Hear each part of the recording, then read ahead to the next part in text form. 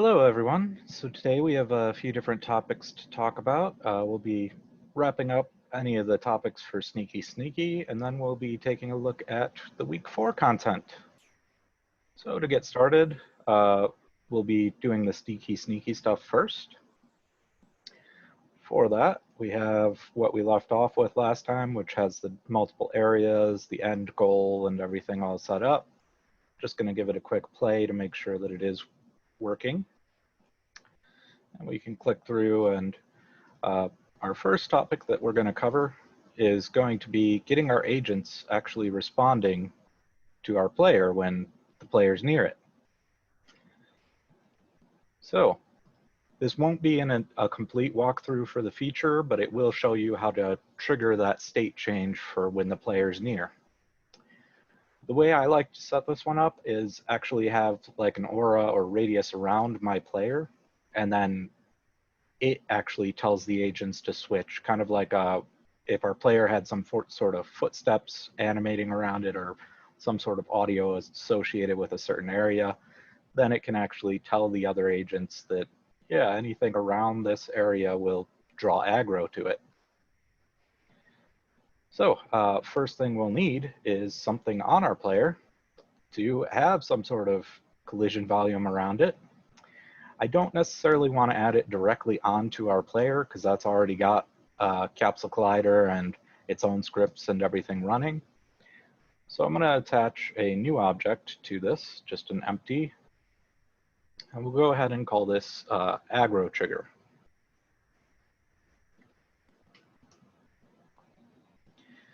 And then I'm going to add a component here. We'll just do a sphere collider. I do want it to be a trigger.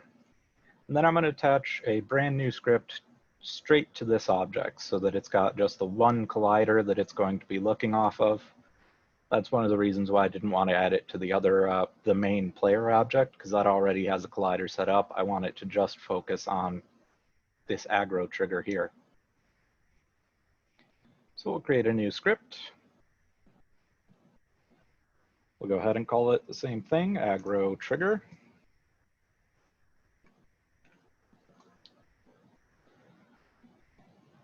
Load that up and aggro trigger. All right. You then don't care about any start or update here. We'll just be caring about the onTrigger enter function. Well, onTrigger enter, and then also if we get far enough away, we'll have to deal with the onTrigger exit. Okay, so we want this to detect what other object it's hitting. We'll actually ask, we'll catch the other object, we'll try and cast it to, or get the component for the guard script. So I'm gonna create a, and I just called them agents in this one. So agent type, we're gonna grab a variable of that. We'll call it other agent. We'll be asking our other collider if it has that component. Agent.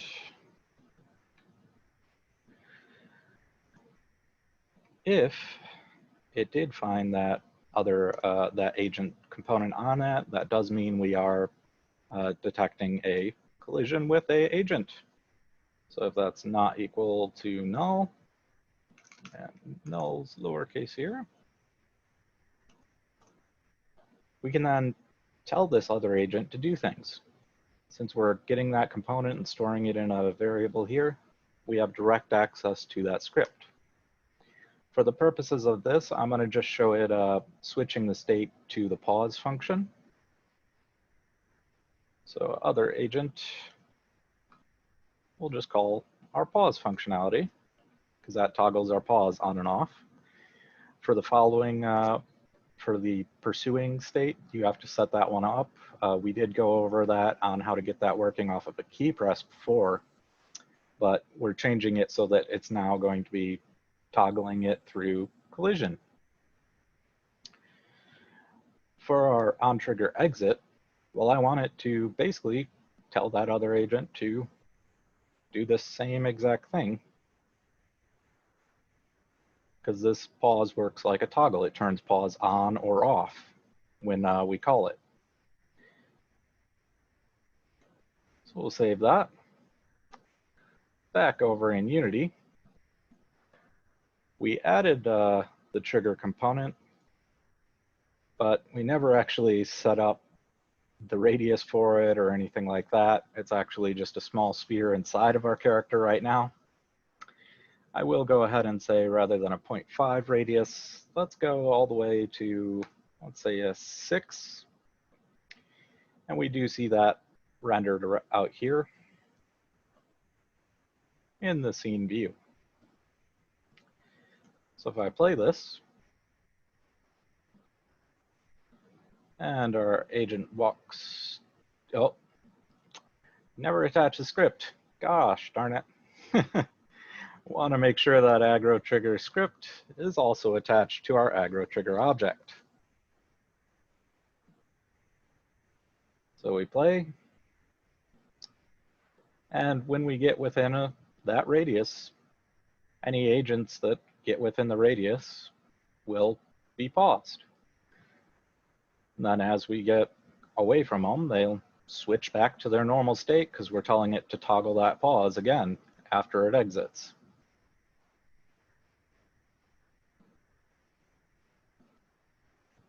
So that's the basics of how you can get it communicating through a certain radius. That is probably the simplest method you can go with. There are other methods where, for example, right now, it's working straight through walls and things like that.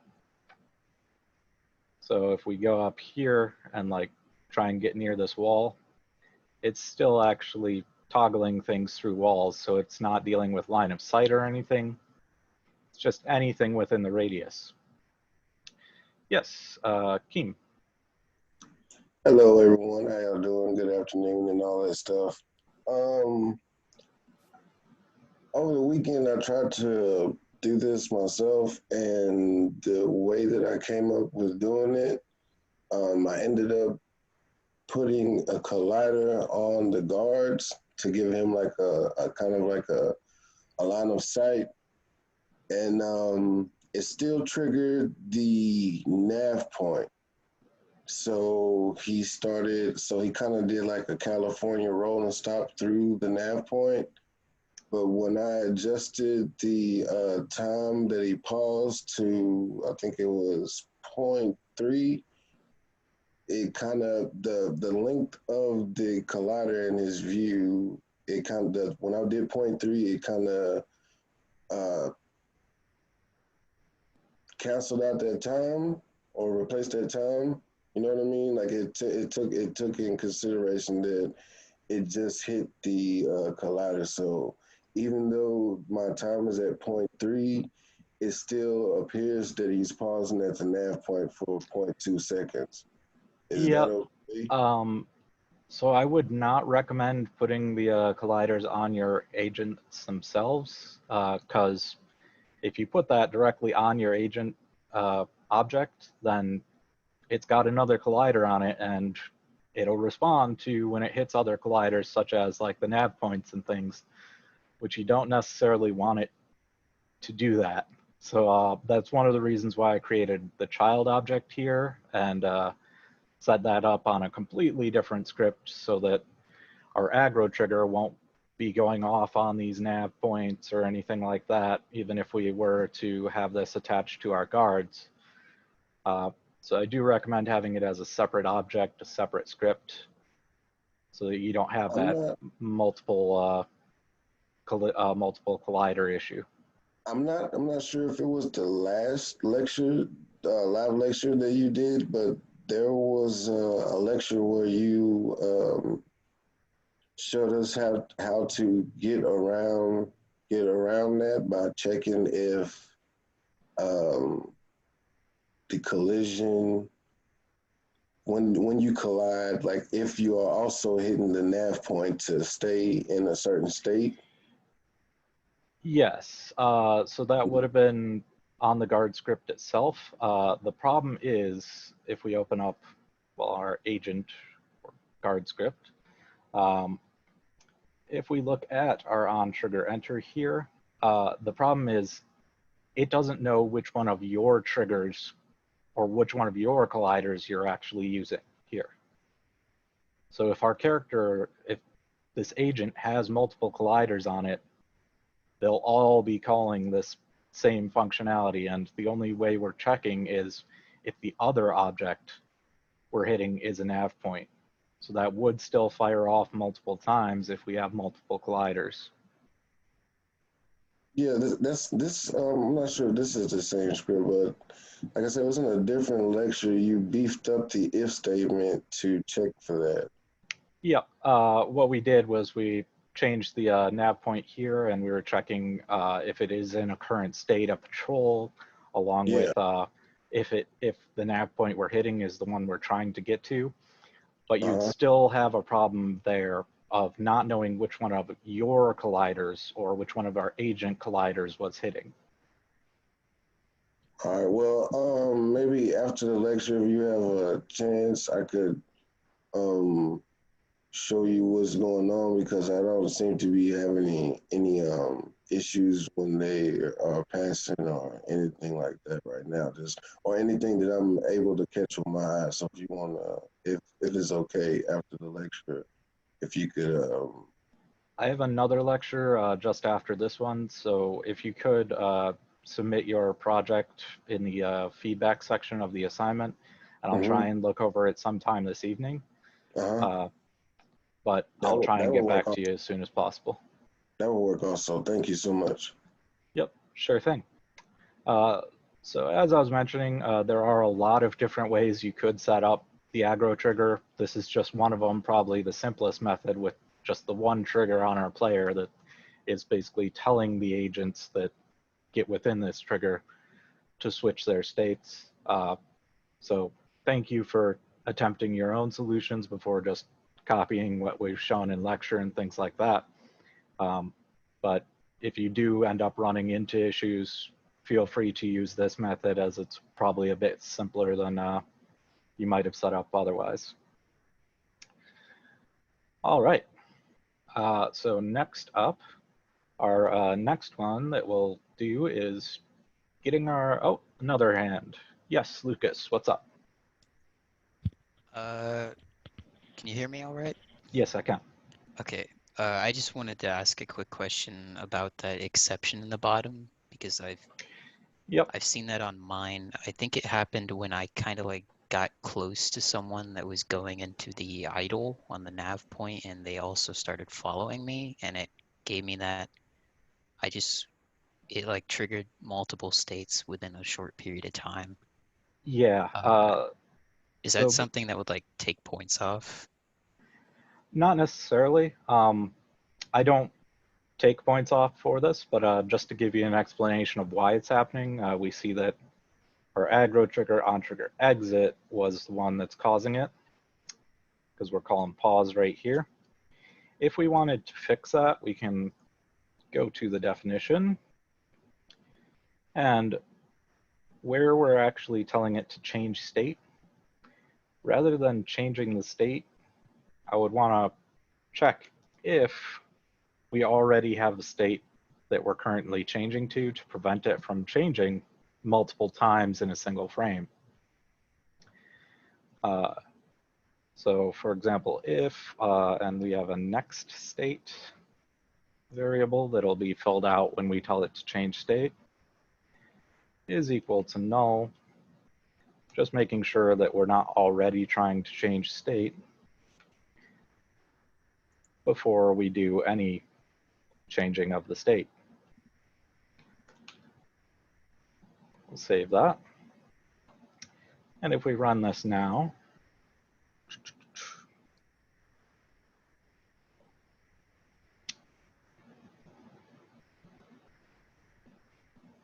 and we run in and then tell them to change these states for the pause,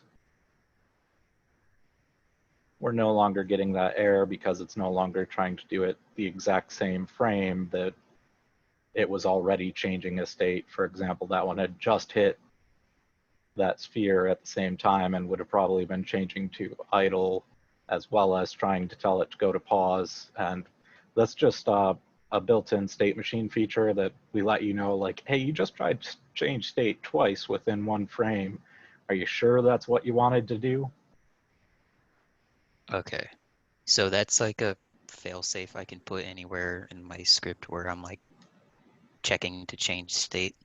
Yeah, basically anywhere that you're about to change state, to guarantee that you're not already changing state, you can wrap it in that if to prevent that.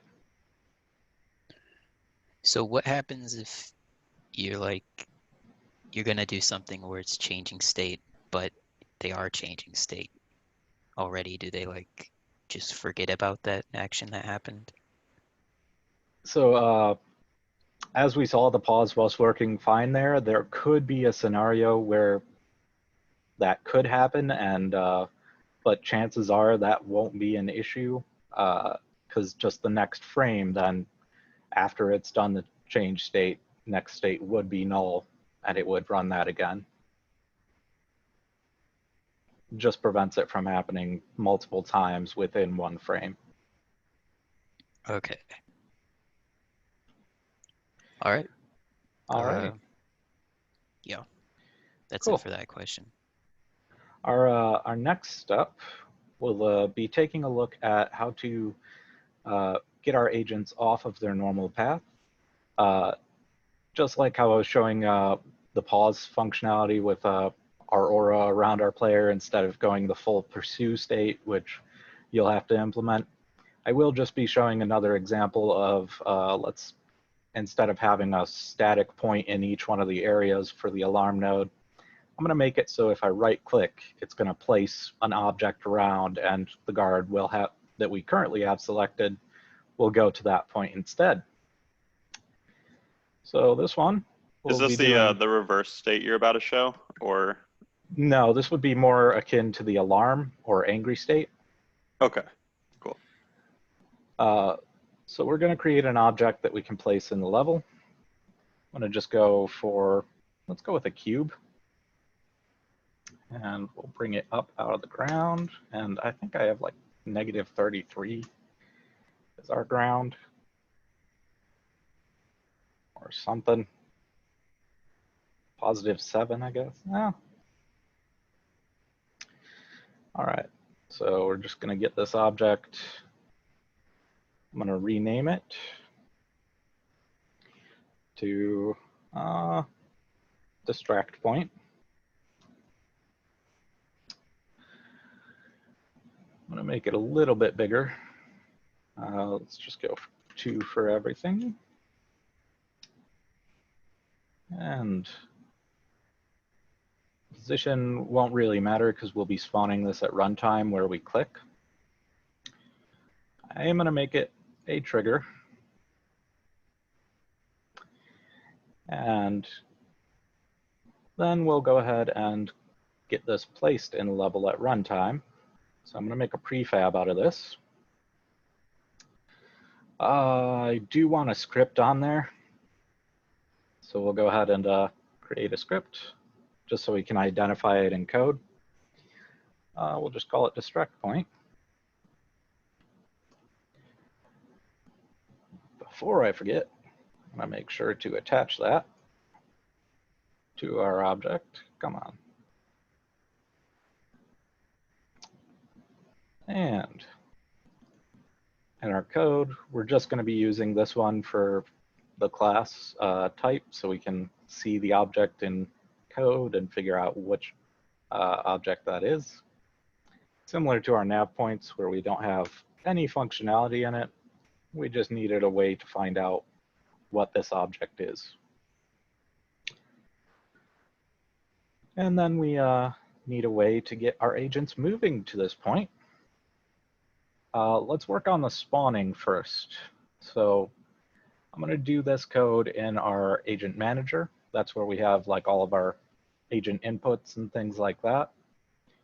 And I'll add another input here. If input get key down, key code. And we'll go mouse 1, which would be the right mouse button or secondary mouse button if you have a left-handed mouse. So I want to be able to spawn this object. What I'm going to do is create a serialized field so I can tell it which object we want.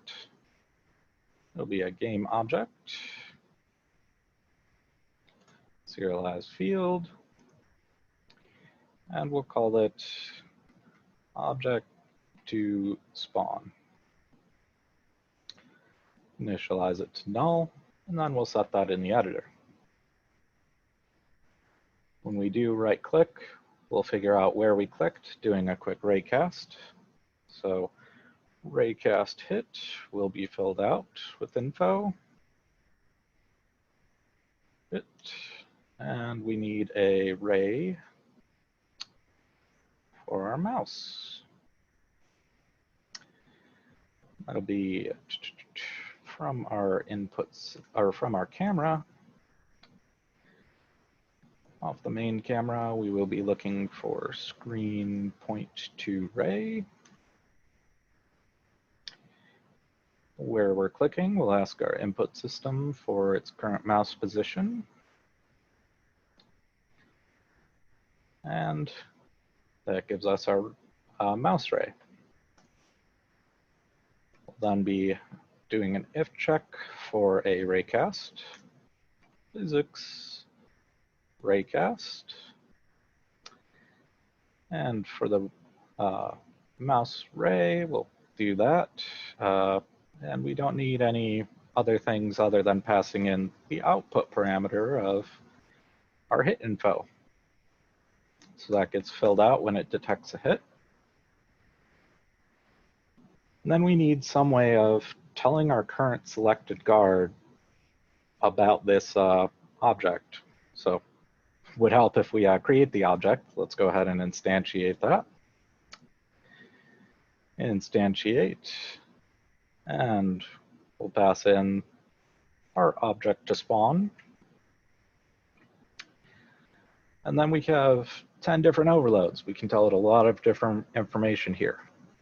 The one we're going to most pay attention to is the one that we can specify what object, what position, and what rotation. For the position, well, I want it to be wherever our hit point was. For our rotation, I'll just go ahead and do a quaternion.identity, which is just a no rotation on it. And this is actually going to return a game object for us to use. So it's returning which object it created. So we have a specific instance of that object. I will catch this in a return. Game object geo. And then we need a way to pass this object over to our agent so that it knows about what object it was created and where it needs to go. There's a couple of ways we can set this up. I'll go ahead and go to the agent, and just like we have the other helper functions for toggling the different states on and off, I'm going to create another one. Very similar to our pause. In fact, I'll keep that stuff right next to our pause because it's all related to that. We'll be creating a bool to track whether we are distracted or not. So is distracted. Started off not distracted. Next up, we need a game object for where we're going to be going for this distraction. Call it just distract geo. Initialize that to null. And we'll go ahead and create a public function. No return. And we'll call this set distracted. We will be taking in a game object for its distract point, since we are spawning them at runtime. We can't just have it always assigned to just one static instance. We'll be creating these dynamically. In here, just like we're doing for our pause, we'll toggle that bool. So is distracted equals not distracted, not that, is distracted. We'll go ahead and set our distract geo to the distract point that was passed into this function. And then we want this to move to that, or change the thing to it by thing. Sorry, my phone just went off, but by thing, I mean we're going to need to set up a state so it actually goes to that point and responds appropriately. So we'll go ahead and just copy one of our other states. Control V. Change this to distracted. For the enter, we'll go ahead and change the color. For our distracted state, I believe the code wants you to use red for when it's going to the alarm. And then we need to tell it to, well, go to the alarm state. So, or go to that alarm object. So a couple of ways we can set this up. We have, if we look at our find destination, that's what we use for patrol to go to a specific destination of our current nav point. We're going to be doing something very similar. So I'm going to just copy that, paste it down here. I'll go ahead and find, or call this find distraction. And our destination, rather than a specific nav point, will be setting it to our distracted, or distract geo, is what we called it, to go to that distract object. All right. We then need to tell it to change to this state we created down here, as well as we'll also say get agent, setting the color, then we need it to find that distraction point.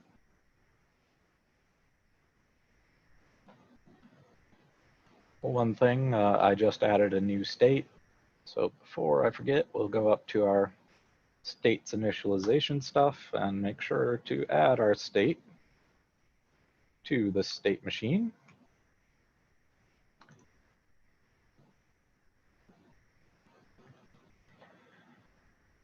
We'll go ahead and now that we have that state all set up, I will wrap this in an if it is distracted. Tell it to go to that point. Else. So when we are telling it to start being distracted, we can go ahead and change state to our distracted state. Changes the color and tells it to go to that position. Otherwise, if we're calling set distracted, and I am doing this a little bit backwards because I have the bool to detect whether it is distracted or not. I'm also setting distracted geo from something that's passed in. But we'll keep that as is. If we are telling it to be distracted, when we aren't, let's just return back to, let's go for a normal patrol. Change state to patrol state best.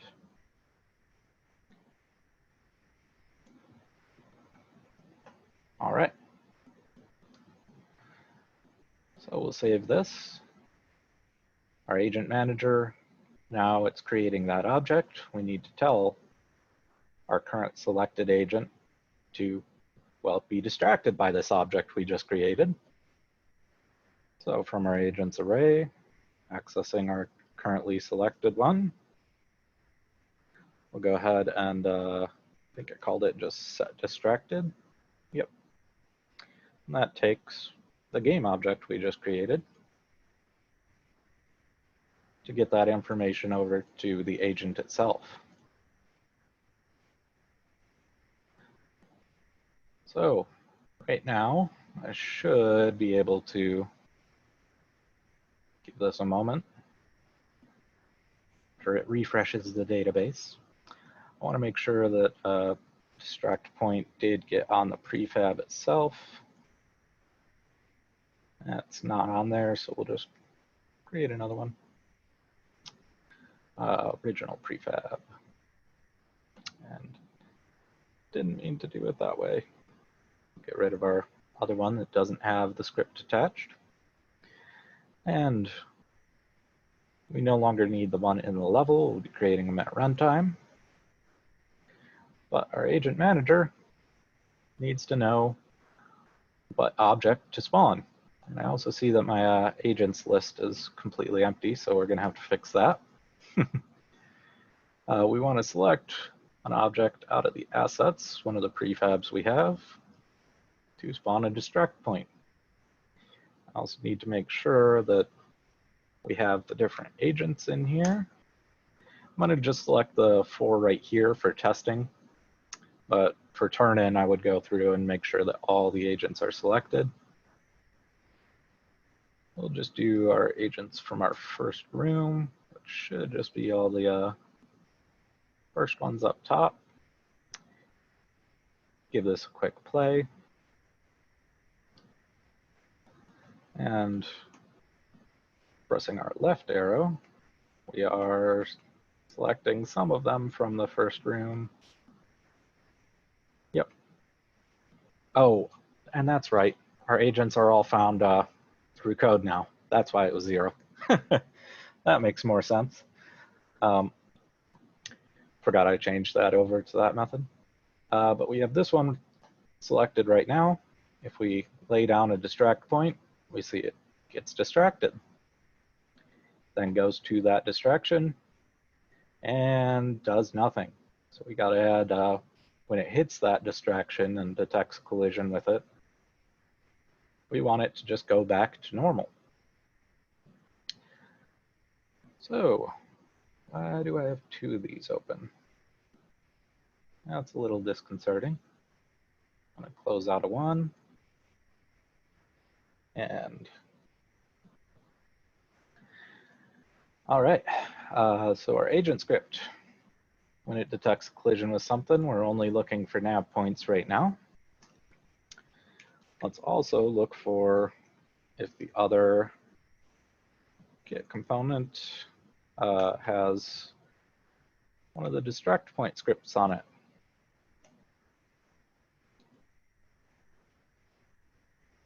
We'll also make sure that it's checking that extra stuff of is current state, and we only care about this when we are in our distracted state.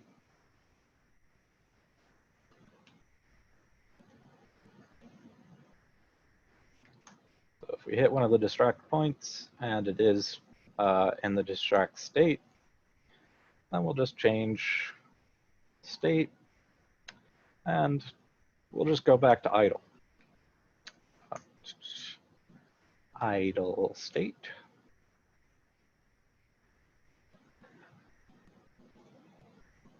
One other thing we'll do is when it does hit the distract point, kind of change back to idle. We'll also get rid of that object that we have to clean it up from our level. So we'll go ahead and tell it to delete, or not delete, destroy that object we placed down. And that's our distracted, or distract geo. Just so that they get cleaned up from our level. All right.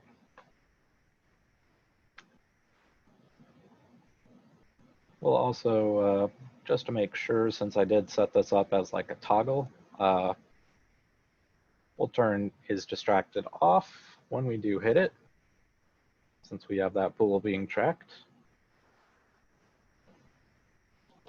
So is distracted equals false. Okay.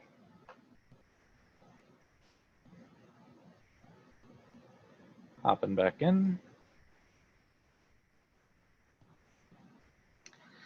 We'll select one of our agents and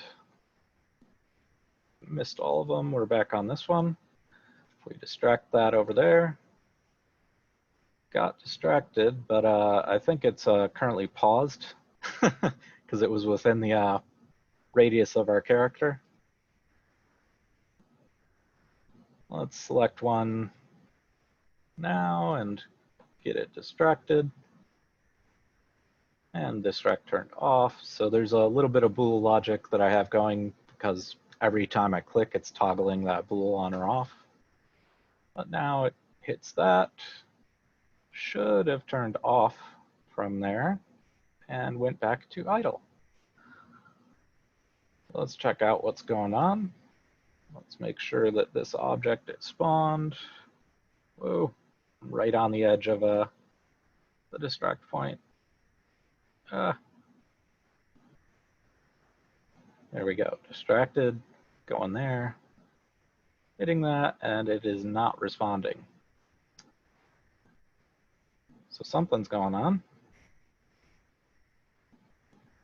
This was not happening. I had a breakpoint there just to see what's going on. Why didn't it hit that? All right. Hop back in, yes, turn on the debugger.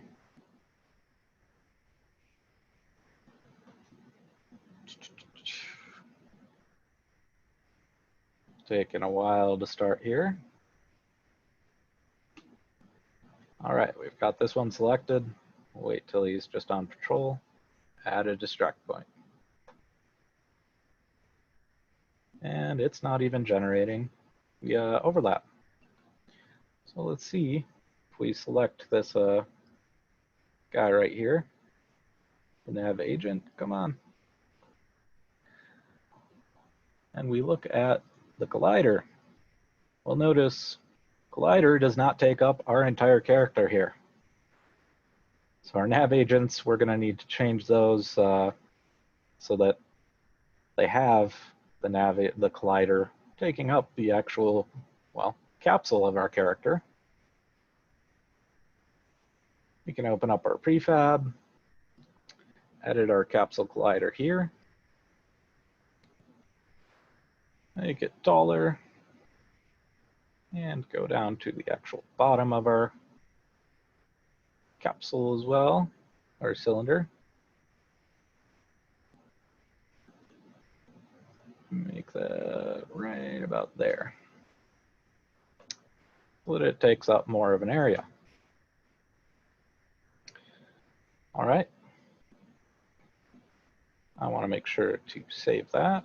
So we'll just pop out of the scene and it should auto save. Playing one more time. Here we go. Got that agent selected. Right click, gets distracted, goes to the point, is running our code now. And then it destroys it and goes back on its normal patrol. So that's the basics of how to get it off of its normal path. The code for the project, you're going to have to convert it so that it's not going to be right-click and spawning object, but rather it being based off if you press 3. You can have a static one set up in each different room and have them go to that object instead. Do we need to make it work through instantiate or? No, not at all. I just wanted to show it a bit different than just copy this and that's exactly what you should do. Okay. So I set mine up a little bit more advanced than the method that you're required to. Okay, cool. All right. So that pretty much wraps up all the topics for Sneaky Sneaky. Other than that, there is one more thing I do want to point out. Since we have these characters or agents all moving around the level, one big thing to take into account is your use of rigid bodies. So each of our agents themselves has a rigid body on it. They're all marked as not kinematic by default. But that means that our physics system and navigation system can fight with each other. So that's not too good. I'm going to turn is kinematic on for all our agents so that I never run into a scenario where they are fighting with each other. It can cause major issues if we have, for example, another trigger on here. Let's go, or another collider on here. Let's just go for a sphere collider as if we were trying to do the collider here. Let's go 5 units out. And there's a comment. And yes, it should stop the drift because it'll get rid of all the physics control and let the actual navigation system control it properly. So if we do add a collider on our agents, like their aggro detection, and we left that as a collider, if we watch this and try and play, should have probably saved first, we will get this. It is trying to enter play, and basically our physics system is locked up because it's just constantly fighting with our nav agent is trying to keep it on the nav mesh itself, as well as our physics system is trying to shove it up out of the ground to resolve these collision issues.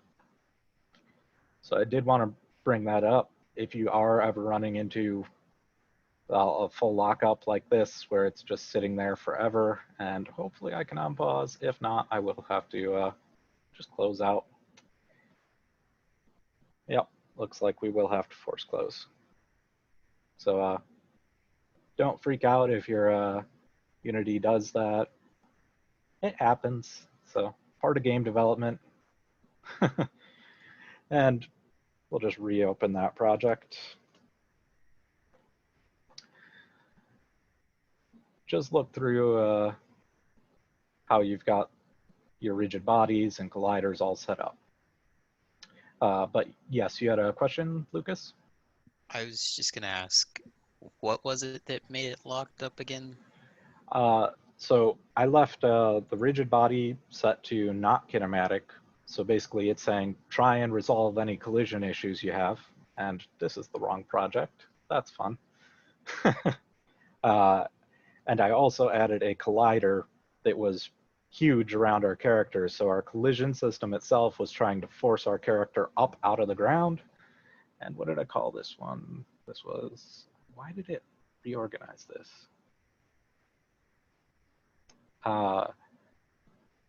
Sorry, 1 second. It's going to take a moment to find the right project. GDV Nav Agents Manager. Nav Agent Manager, there it is. So yeah, our physics system was pushing our characters up out of the ground, but our navigation system was then trying to get them back on the ground so that they're on the nav mesh. And those two systems are just sitting there fighting for each other, eating up massive amount of time trying to resolve collisions. So I got this open again. Let's check out our nav agent prefab. So I did add that sphere collider on here. And if we do have it set as kinematic, it should not lock up. But our agents may have some oddity to them because I do have a collider on here that we're basically just saying ignore it. So, quick question. Sorry to interrupt. Certainly. But did you ever show us how to do the making it so like only one agent gets distracted instead of all of them? Because how I currently have it right now is they all get distracted if I press like the key I have it to set them as either follow or angry. Yeah, I showed how to get the distract working with just the one agent, yeah. Okay, just make sure. Because the way we do that, we have our input from our agent manager. Because just to make it so like it distracts whichever one you have selected. Yep. Maybe I missed that. When we do the input, it's going to figure out where we clicked, instantiate the object, and then just tell our currently selected agent to set its distracted mode or to change its distracted state. Okay. All right. But what I'm talking about, like the following one. Following should just be triggered off of how close you are to the characters. That is not off a key press. Okay. All right, just checking. Thanks. So what I have my characters doing, instead of going to a follow state, just any time that my player gets close, it's changing to a pause state. And okay, and then we just got to do the work to make it and so I can't even get close because of the collider on them. So let me clean up the collider here real quick. Sure. And I do want them to be kinematic, yeah. So there we go. It should be cleaned up now. And not sure why they weren't pausing there. Oh, because I deleted my aggro trigger that I had set up because I didn't save. Don't forget to save often. So I'll just add that again. Aggro trigger. Oh, come on. Aggro trigger. Add the component of a sphere collider. And I think I did it to 5 or 6. Yeah, 5's good. And that is a trigger. And we want our trigger script on there. Aggro trigger. All right. Player should be back up and working, and anything within the radius of the player will switch to the pause state. So we'll just have to do the work to make it so that's the follow state is switches to instead of pause. Exactly. I just used the pause, so I'm not showing you entirely how to do it all. But in the 2 sessions ago, I believe on 9/11 was when I covered how to set up a follow state based off of an input press. Same concept. That's the one I followed. Instead of doing it based off the input press now, it should just be toggling that on or off from when they enter or leave the sphere. Okay. Good to know. Yep. Alrighty. So that pretty much wraps up Sneaky Sneaky. You will have to work on getting the reverse patrol working on your own. That is a reason why I purposely had walked through how to like iterate backwards through an array for like if we're pressing our left button, where we're going back through the array instead of just iterating through it positively and incrementing, we're doing a decrement. So you will have to kind of follow those same lines of how it's incrementing on the nav points themselves. It should be switched if it's reversed. The last thing I want to talk about is turn-in. So for turn-in, we're basically going to need a package of everything we have. I'm going to save this time before I forget. Saving everything. I'm going to go ahead and right-click on our assets folder and export as a package. It's very important that you have everything that you need to run this project.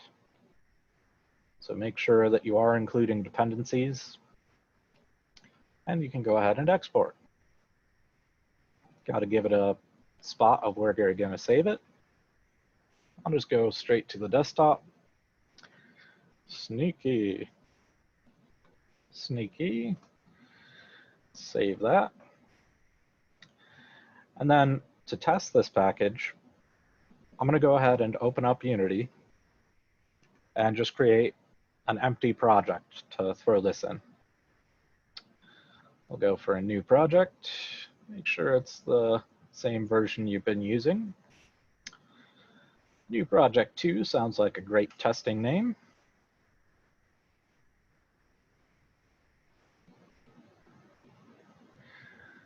Let this load up.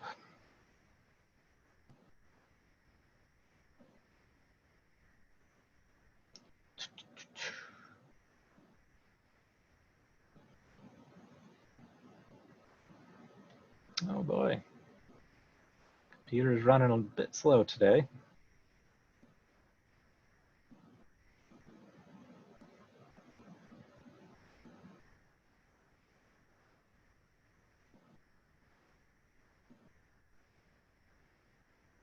Any second now.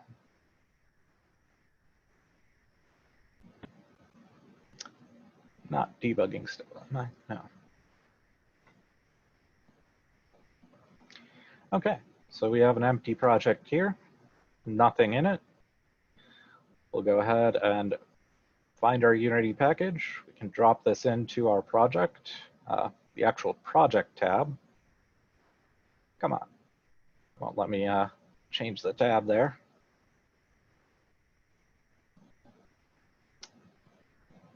Drop this into our assets section, and it'll import everything for our project. Go ahead and import it.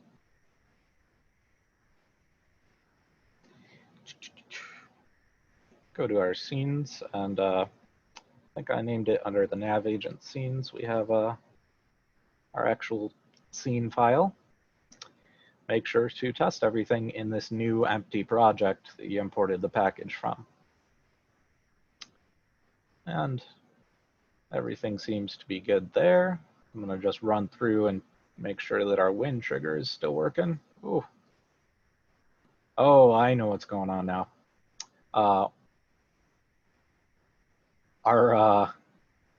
aggro trigger is now triggering our level changes around our character, so probably something we can change about that to make sure that it's what object we're hitting is not just the aggro trigger.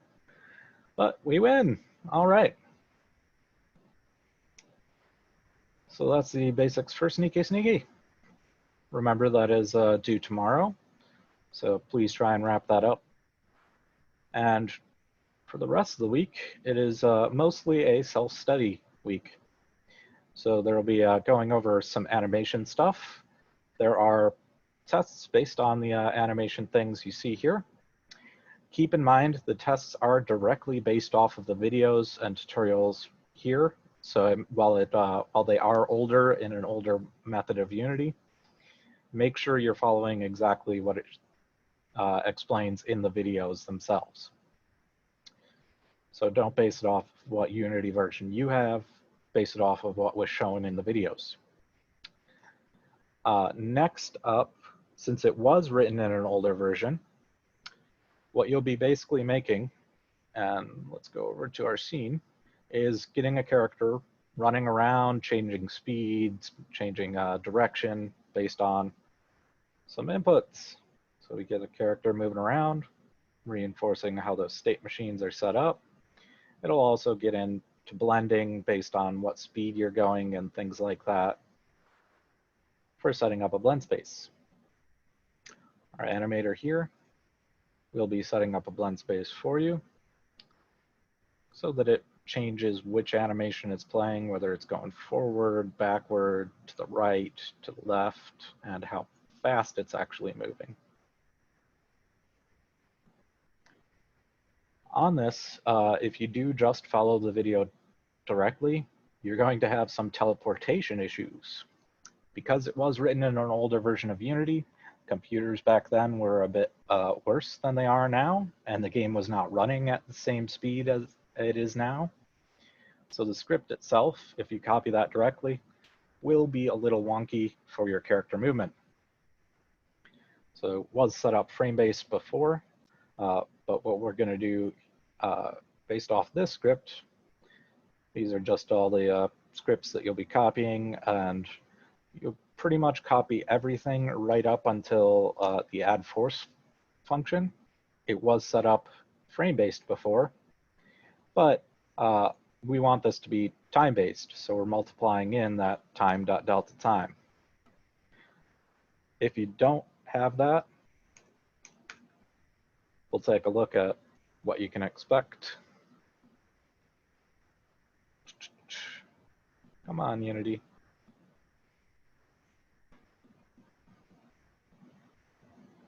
Play this. We'll see our character kind of teleported back and forth and then shot off screen.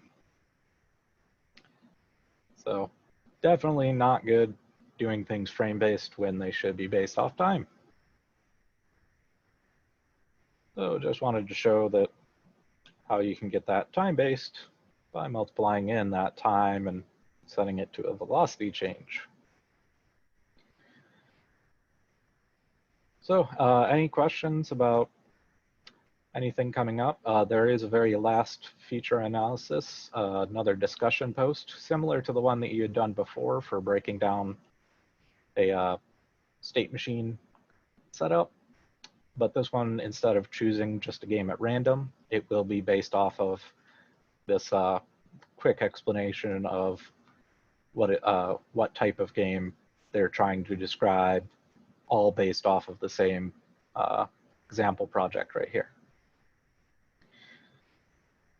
Are there any questions about this next week, or sneaky still left over, or anything at all?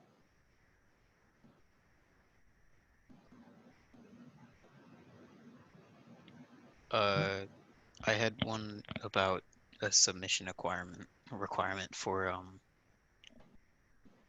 Okay. Sneaky. It's the comment header stuff for scripts. So yeah, with that, I really don't care about comment headers. I feel like the code should be self-commenting in general. So you won't lose any points if you don't have it on there. Let's see, we do this in Agent, might have it. So this is an example of a comment header. If you do come in and modify it, which I really hope you're modifying the agent script that was given to you, I would recommend just tacking your name on, saying like modified by your name, Justin Murphy, and what date you modified it. JM, let's see, 9/21/2020. Just so that you can get kind of into that practice. It's not a big deal while you're working on your solo projects and stuff, but can come in really handy if for team projects, and especially in final projects, so that somebody can see like who created the system, why were these changes made, who changed it last, just to really help out track down who you need to contact to figure out why something's been changed or why something's working, or if there is a bug with it, you let that person know and then they can fix it, things like that. All right. All right. Okay then, so that pretty much wraps it up for today. I will see you again for the last day on Wednesday. Later on, everyone.